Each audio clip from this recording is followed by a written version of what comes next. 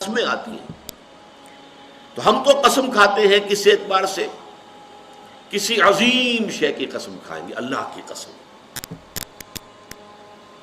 قرآن کی قسم وغیرہ. لیکن یہ کہ ظاہر بات ہے اللہ تعالیٰ سے عظیم تر تو شے کوئی ہے نہیں. اللہ جب قسم کھاتا ہے تو اس میں عظمت کا پہلو نہیں ہوتا. ہمارے ہاں مفسرین نے اس معاملے میں خام خواہ محنتیں کی ہیں. والتین والزیتون، انجیر اور زیتون پر قسمیں کھائی گئی ہیں، تو اب اس کے حوالے سے انجیر کے خواص کیا ہیں، فوائد کیا ہیں، طبی طور پر کیا اس کے اندر جو ہے وہ مفادات ہیں، فوائد ہیں.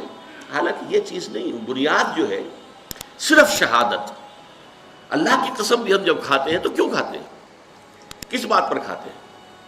اپنے کسی سٹیٹمنٹ پر اللہ کی قسم کھاتے ہیں کہ میں اللہ کو گواہ کر کے کہہ رہا ہوں کہ جو کچھ میں کہہ رہا ہوں یہ ٹھیک ہے، یا کسی وعدے پر اللہ کی قسم کھاتے ہیں کہ اللہ کی قسم میں تمہاری یہ بات پوری کر دوں گا.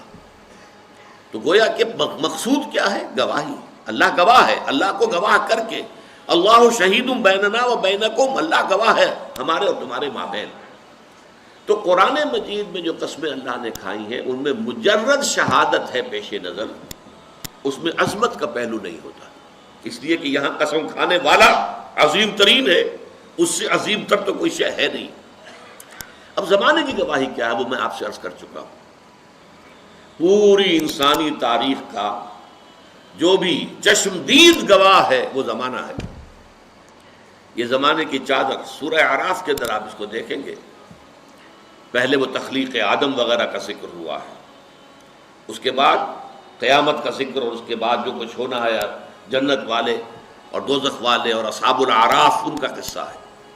یہ تو گویا کہ دو انتہائیں ہو گئی، ابتدا انتہا. اس کے درمیان پھر شروع ہوتا ہے حضرت نوح کا معاملہ، حضرت ہود کا، حضرت صالح کا، حضرت لوط کا، حضرت شعیب کا، اور پھر بڑی تفصیل جو ہے حضرت موسیٰ علیہ السلام. یہ سب تاریخ ہے. یہ زمانہ ان تمام چیزوں کے تہذیب ابری چھا گئی دنیا میں، پھر ختم ہو گئی. یہ سارا عروج و زوال اس زمانے نے اپنی آنکھوں سے دیکھا ہے. یہ چشمدید گواہ ہے. بڑی بڑی عظیم سلطنتیں بنی اور پھر ٹکڑے ٹکڑے ہو کر منتشر ہو گئی، ہوا ہو گئی. اسی طریقے سے بڑے عظیم لوگ آئے دنیا کے اندر، پھر ان کا نام و نشان مٹ گیا، ان کی یاد تک جو ہے لوگوں کے ذہنوں میں نہیں رہی. اس میں کیا اصول ہیں، کیا قواعد ہیں؟ عروج ہوتا ہے تو کیوں ہوتا ہے، زوال ہوتا ہے تو کیوں ہوتا ہے؟ قرآن مجید ان سب سے بحث کرتا ہے.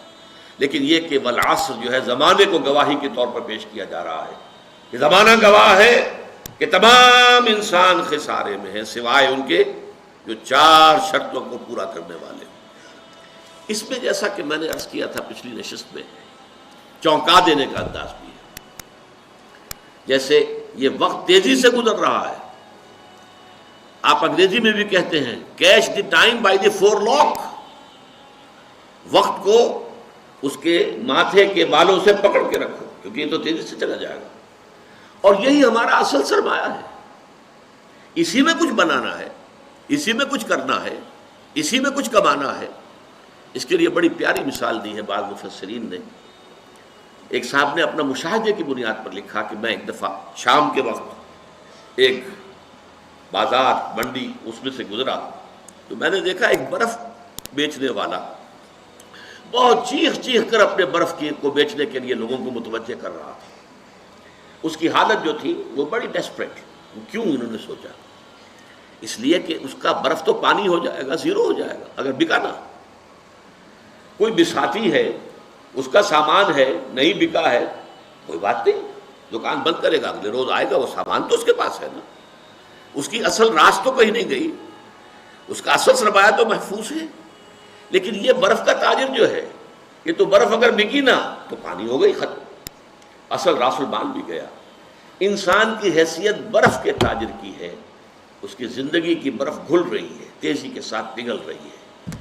جس کو کہا ہے کہ شاعر نے بہت عمدگی کے ساتھ، غافل تجھے گھڑیال یہ دیتا ہے منادی، گردوں نے گھڑی عمر کی ایک اور گھٹا دی. عام طور پر تو ہم سمجھتے ہیں میری عمر پہلے 60 برس تھی، اب 61 ہو گئی، بڑھ گئی. بڑھی کہاں ہے، کم ہو گئی. اس لیے کہ جو بھی ٹائم اس دنیا میں ہے میرے لیے اس میں سے اب 1 سال کم ہو گیا. 1 گھنٹہ جو گزرا ہے، 1 گھڑیال بجا، 1 گھنٹہ اور یہ 1 گھنٹہ میری زندگی میں سے کم ہو گیا ہے. غافل تجھے گھڑیال یہ دیتا ہے منادی، گردوں نے گھڑی عمر کی ایک اور گھٹا دی. تو یہ وہ چونکا دینے کا انداز ہے.